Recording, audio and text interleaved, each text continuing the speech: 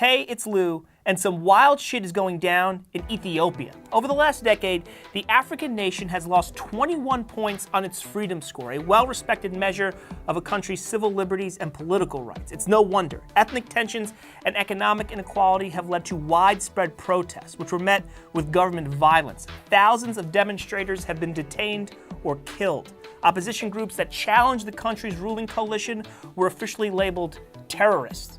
But a new Ethiopian prime minister, the youngest head of state on the continent, has upended the repressive dynamic, ushering in reforms and unclinching the government's iron fist. He's even ended Africa's longest war.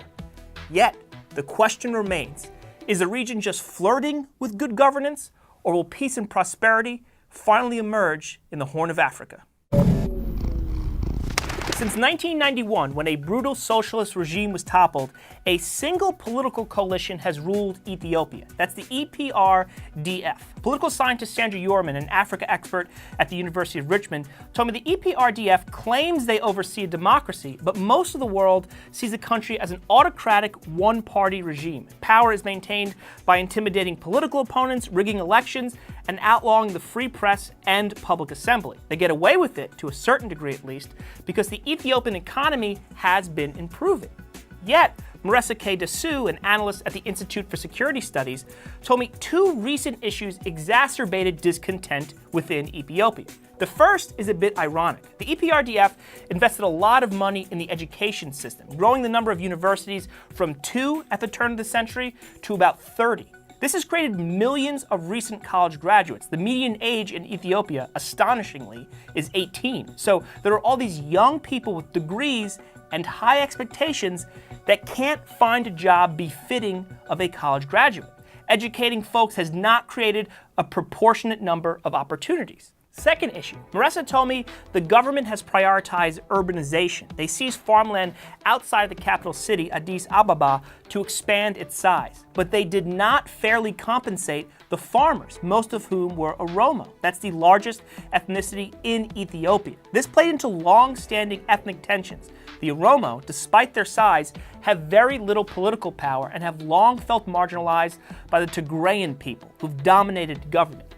All these issues and others fomented into widespread protests. To stop the growing discontent, the government declared a state of emergency in October 2016. Free speech was effectively banned. The internet was censored or sometimes completely blocked. Worse, Human Rights Watch reports 21,000 people were arbitrarily detained and another 1,000 were killed. The state of emergency was lifted in August 2017, but a second one was imposed when the prime minister resigned in February 2018. Enter into this scene the new prime minister, a young, charismatic guy named Abiy Ahmed. Abiy was a powerful member of the EPRDF coalition for 2 decades. That's why they elevated him to the highest position in the country. But importantly, he's an Oromo. He's part of that ethnic group that's felt repressed, and he's pro-reform. In one of his first speeches in office, he declared, "This is the season in which we learn from our mistakes and compensate our country."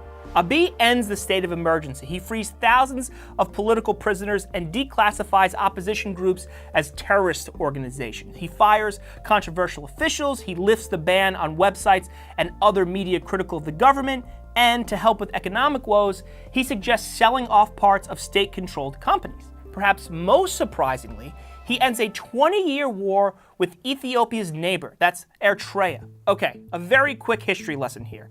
Eritrea was once part of the Ethiopian Empire, but it got colonized by Italy in the 1860s. Following World War II, the UN merged Ethiopia and Eritrea, but Eritrea was supposed to maintain a great deal of autonomy. It didn't. Ethiopia claimed it as a province.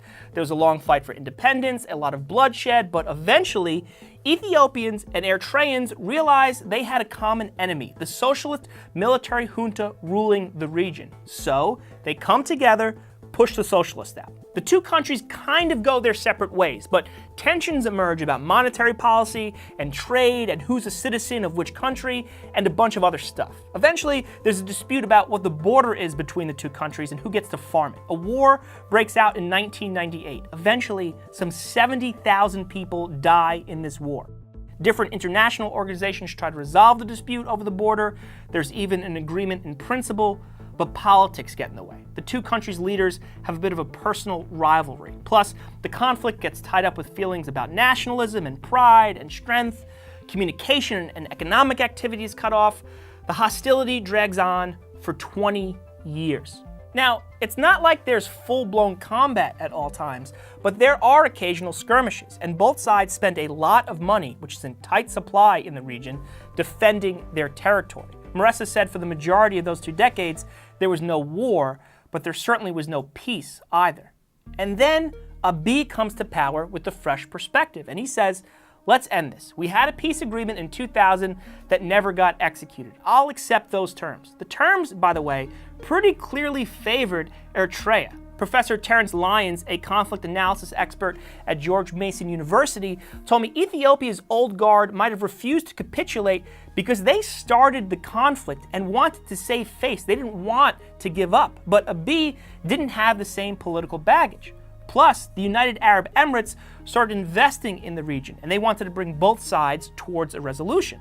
So, a peace agreement is signed on July 9th, 2018. The metaphorical wall between the two countries comes down. Family members and friends who weren't even allowed to call each other can suddenly reconnect. One man is reunited with his daughters after 16 years apart. Passenger planes are allowed to travel between the two countries. On the first flight, roses and champagne are distributed. The countries reestablished diplomatic ties.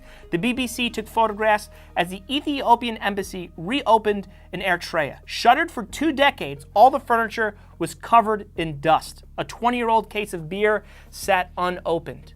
Meanwhile, Ethiopia now has access to Eritrea's ports, a huge economic advantage. Trade will benefit both countries. So optimism abounds. The jubilation on social media and in the streets is teeming.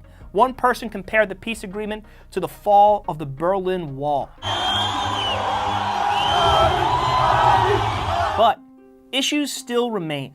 Abiy is a reformer, but he's a member of that coalition that controls 100% of parliament, that's been accused of terrifying human rights abuses, political bullying, favoring the elite, and a bit of corruption. Will he move the country towards democracy when the next election comes in 2020? Can he get those Freedom House points back and then some?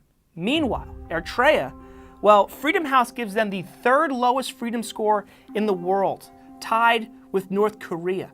The country, one of the planet's poorest, is a full-blown dictatorship. The government in Eritrea murders and kidnaps. Men and women are forced to join the army for an indefinite period of time. UN investigators say the compulsory military service can be classified as enslavement and commonly entails sexual violence and torture. Yorman also reminded me that the entire region is very dependent on rain-fed agriculture in a time of both climate change and population explosion.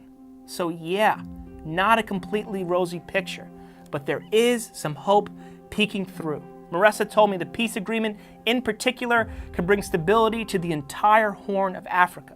Let's hope so. And let's hope leaders who've long manipulated the levers of power to their advantage finally start prioritizing their countrymen over themselves.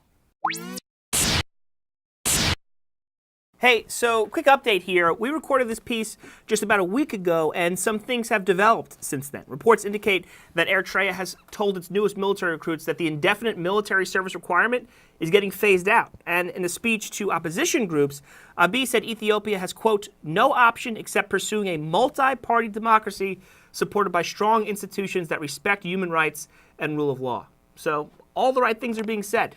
We just got to see how it plays out.